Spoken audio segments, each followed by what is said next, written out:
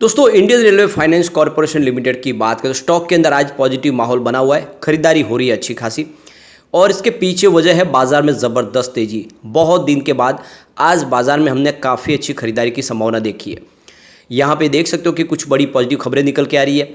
यहाँ पे समझ सकते हो कि IRFC जिसने पिछले दिनों बहुत ही ज़बरदस्त रिटर्न दिया, क्या वैसा ही रिटर्न आगे भी मिलेगा। वैसे अब एक बड़ा ट्रिगर मिलेगा Q2 का। Q2 की तैयारी हो चुकी है और इसी को लेकर एक्सचेंज को भी जानकारी दी गई है, तो उसको समझने की कोशिश करेंगे। इसके अलावा कुछ बड़े प्रोजेक्ट भी यहाँ पे सरकार की तरफ से अनाउंस किए गए, जिससे इस सेक्टर को बहुत सारा फायदा होगा और IRFC आने वाले समय ज़बरदस्त रिटर्न आपको दे सकता है। IRFC के अंदर वो सारा पोटेंशियल है कि इस समय अगर आप निवेश करें तो आने वाले समय आपका निवेश कई गुना बढ़ सकता है।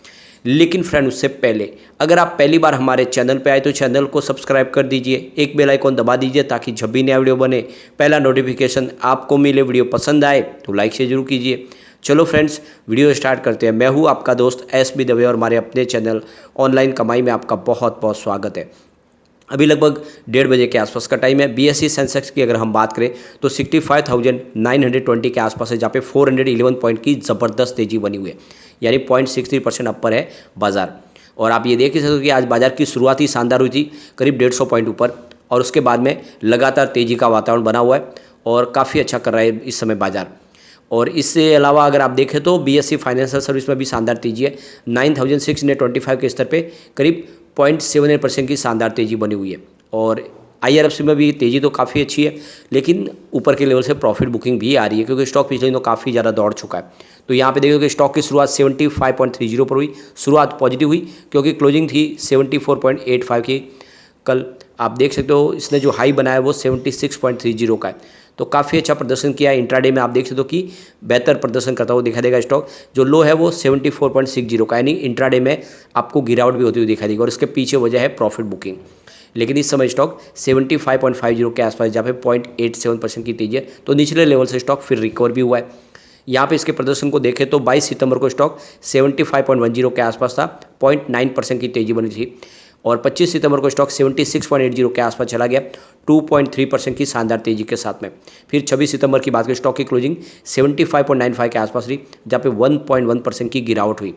और 27 सितंबर की बात करें तो 25.40 के आसपास स्टॉक था, 0.7% की फिर से गिरावट हुई।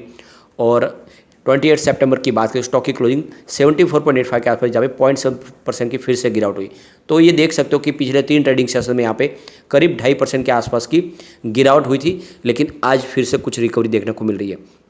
वैसे इसका प्रदर्शन बहुत ही बेहतर रहा है पिछले 2 साल के हिसाब से। जब से इसका IPO आया इसने 238% का पॉजिटिव रिटर्न दिया है, जबकि 1 ईयर के हिसाब से 255% का बम्पर रिटर्न मिला है। जिसने भी निवेश किया है वो मालामाल हुआ है।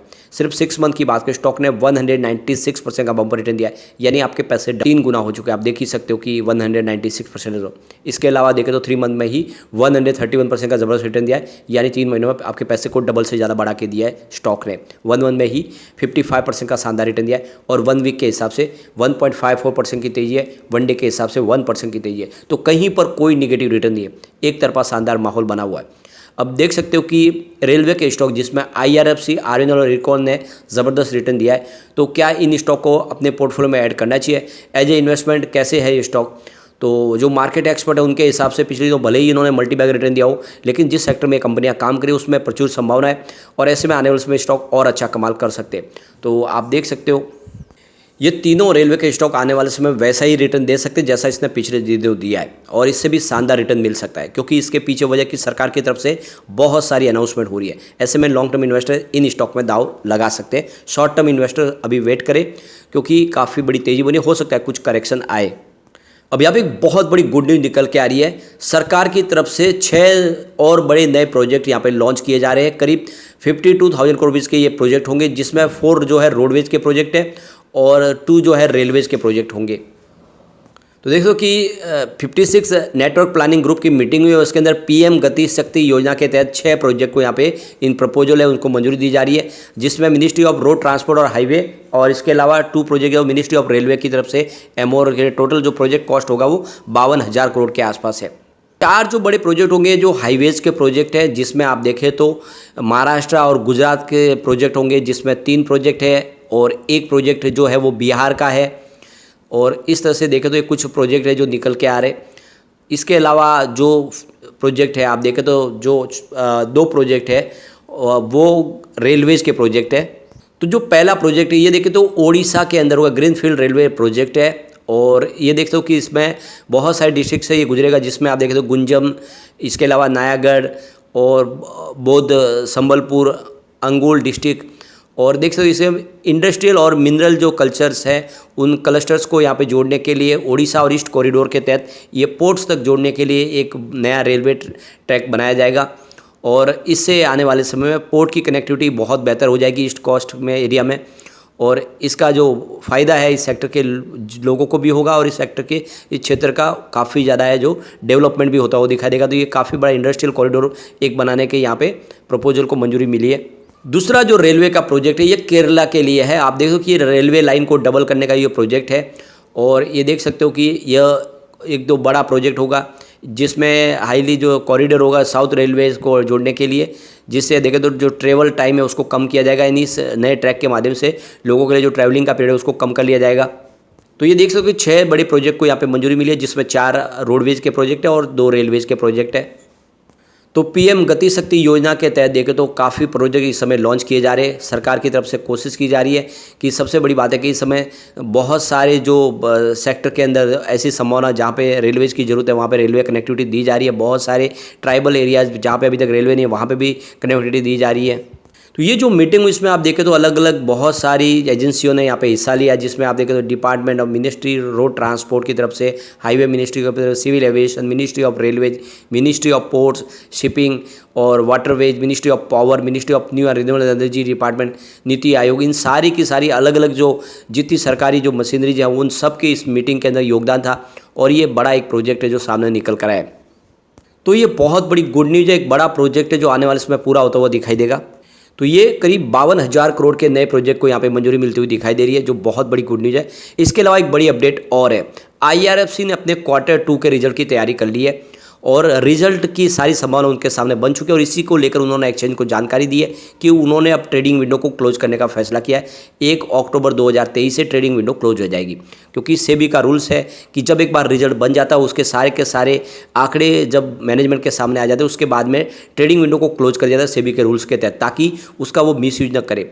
आंकड़े के बारे में उनको पता होता है कि रिजल्ट प्लस है या माइनस।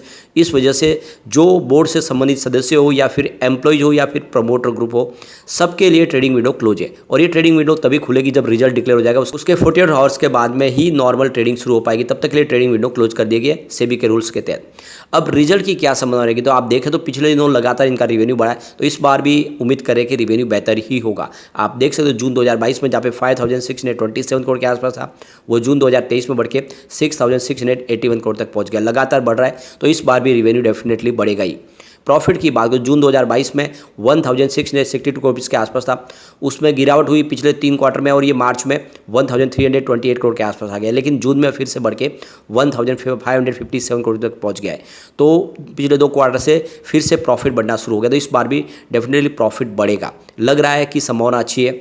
इसके अलावा नेटवर्थ भी बढ़ रहा है। जून 2022 में 42,657 करोड़ के आसपास था, जो जून 2023 में 47,034 करोड़ के आसपास पहुंच गया। तो इस बार रिवेन्यू, प्रॉफिट और नेटवर्थ के बढ़ने की उम्मीद पूरी है। और अगर ऐसा होता है तो फिर इसमें एक शानदार तेजी की शुरुआत होगी। ऐसे में लॉन्ग टर्म इन्वेस्टर के लिए बहुत अच्छा मौका है, क्योंकि यहाँ पे IRFC का जो बिजनेस है वो काफ़ी यूनिक है। एक तो यहाँ पे किसी प्रकार का इनको टैक्स पे नहीं करना पड़ता, सरकार को इसको टैक्स से दायरे से बाहर रखा है। इसके अलावा देख सकते हो कि कंपनी सिर्फ 42 एम्प्लॉयज़ के दम पे चल रही है और इसकी वजह से इसका खर्च काफ़ी कम है, 0 NPA। और इसी वजह से कह सकते हैं कि ये कंपनी आने वाले समय आपको एक रिटर्न बहुत ही ज़बरदस्त दे सकती है। लॉन्ग टर्म इन्वेस्टर के लिए अच्छा मौका है, खरीदारी कर सकते हैं। लेकिन फ्रेंड, कोई भी इन्वेस्टमेंट करने से पहले अपने फाइनेंशियल एडवाइजर के बारे में ले ले या अपना खुद का रिसर्च करें, क्योंकि मैंने वीडियो आपके एजुकेशनल पर्पज़ के लिए ही बनाया। वीडियो पसंद आए तो लाइक शेयर जो कीजिए और चैनल को सब्सक्राइब कर दीजिए। Thank you friend.